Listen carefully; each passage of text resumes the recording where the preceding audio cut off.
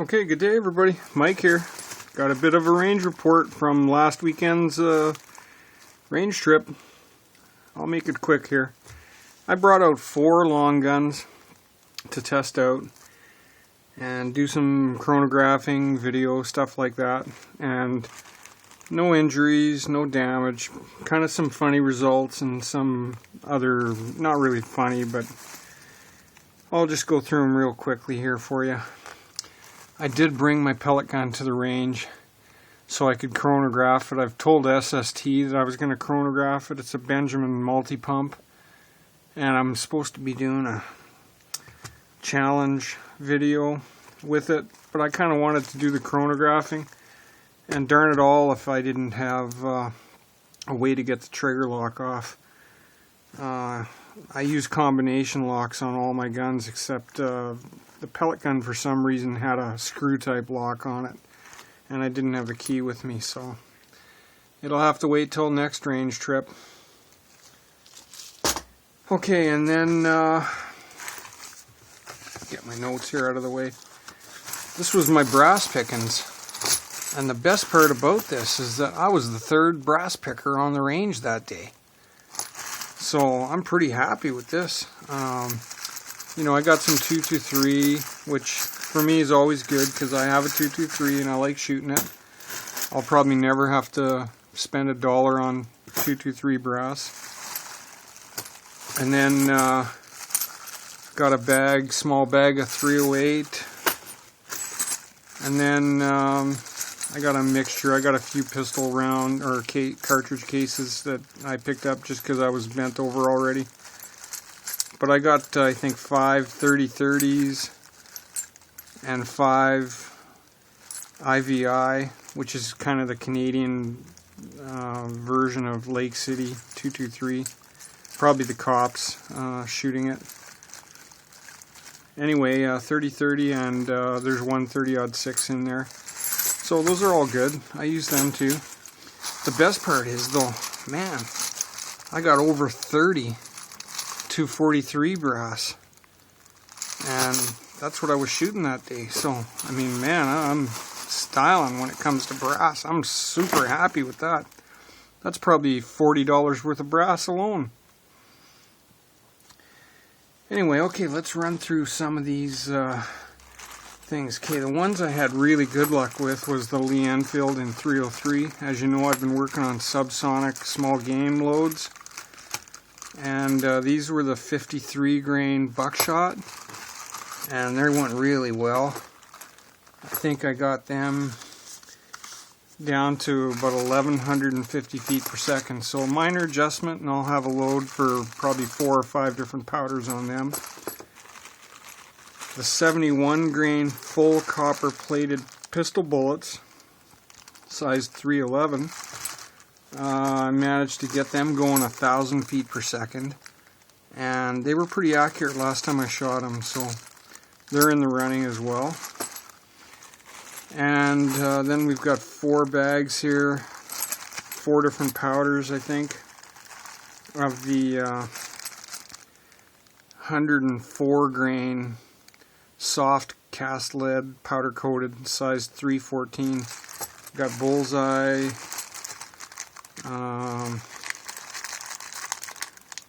red dot, 700X, and trail boss, which I got down to 1,000 feet per second. So we'll be doing some accuracy testing, minute of pop can with open sights next time I'm at the range. Probably 2 trips from now, because next time I go to the range I'll be testing my 223 and my 30-06.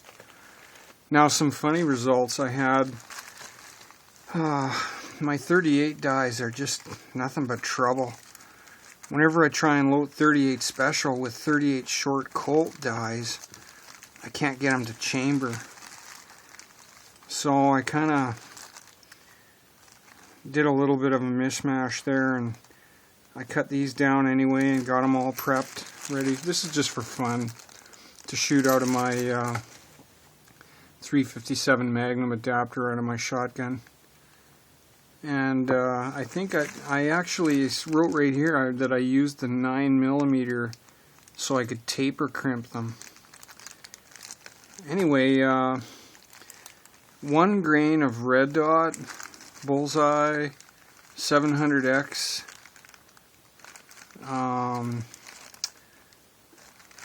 yeah, 3 of them. 1 grain gives you about 250 feet per second, which is way slower than I kind of want. My goal is 975, so it's proving to be quite difficult with this little adapter. But we're still having fun anyway. And then 1.5 grain charges of the same powders gives you about 350 feet per second. So, get them out of the way. 303 we did, the brass we did. Okay, the 243 is where I had kind of trouble.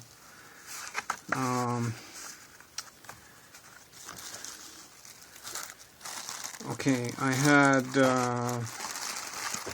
3 bags of 104 grain 243, and this was an attempt at trying to get subsonic.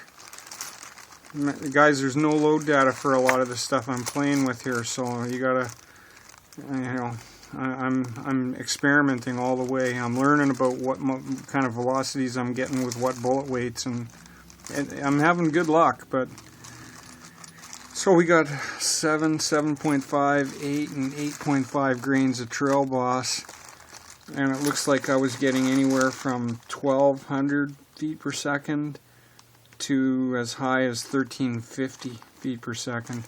No feeding problems or anything, just all fired real well. Nice. Well, I shouldn't say that actually. I had one round.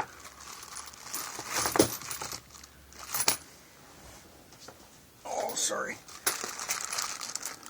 Okay, those ones, yeah, they all went all right. They all went well. Now, the same bullet, I just took a hacksaw. I took a 22, like I put the bullet, it's hard to describe, but these are the bullets.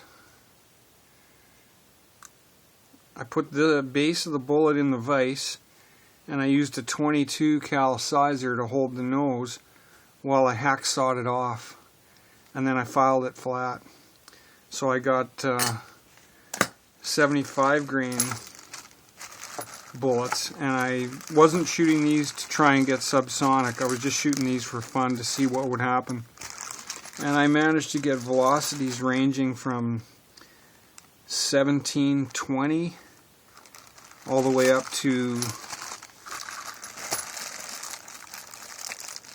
2050. So I'm pretty happy with them, although I won't be doing much experimenting with them because it's a lot of work to hand cut bullets. Okay, and then the same thing. I took the same bullet and I cut it off at the second grease groove, and I got 60 grain bullets out of them. And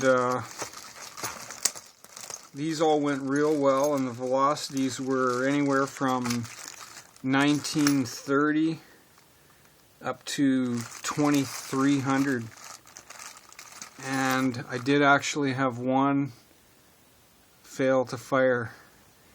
You can probably see there, I hope you can see, it's got a really good, you know, solid firing pin strike.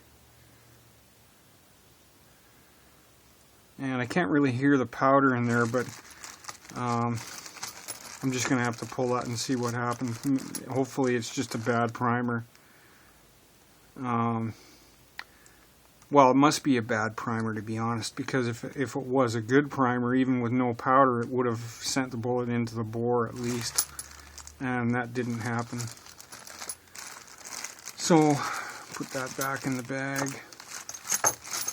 Okay, now this is where I had some real trouble. I have this whole bag, which is my preferred load that I'm testing, of 243 loaded with buckshot pellets that have been forced through a number of different sizers and then powder coated. And let me pull.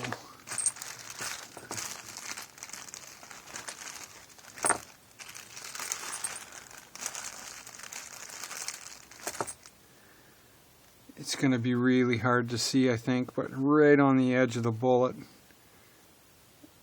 on the corner, on the like where my fingernail is, the ogive seemed to be hitting.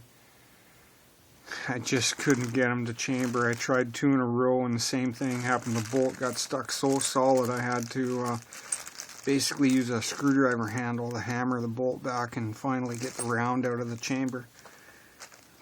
So, unfortunately, I'm going to have to pull all these bullets and reseat them. Seat them just a little deeper. Now, I went back and I was looking at my dummy rounds, and I had no trouble with the regular loads. And sorry if this is dragging on, guys, but this is how it goes, I guess. This is the bullet, the pellet that I made by forcing the buckshot through the sizers, probably about 5 different sizers to ultimately get this, and loaded this into the case, you know, just above the case neck junction. And I'll be honest, I did it, I think, by sight. I don't think I actually, measured it. It's just so close. I mean, it's just like literally thousandths of an inch.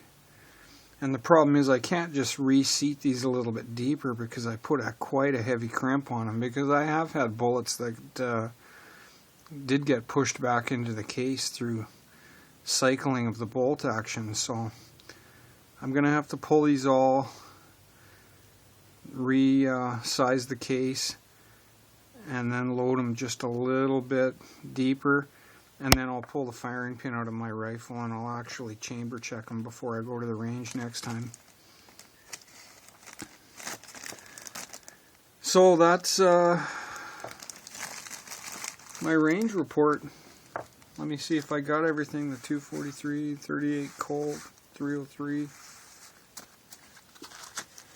Yeah, that's it, guys. Anyway, have a great day. Mike out.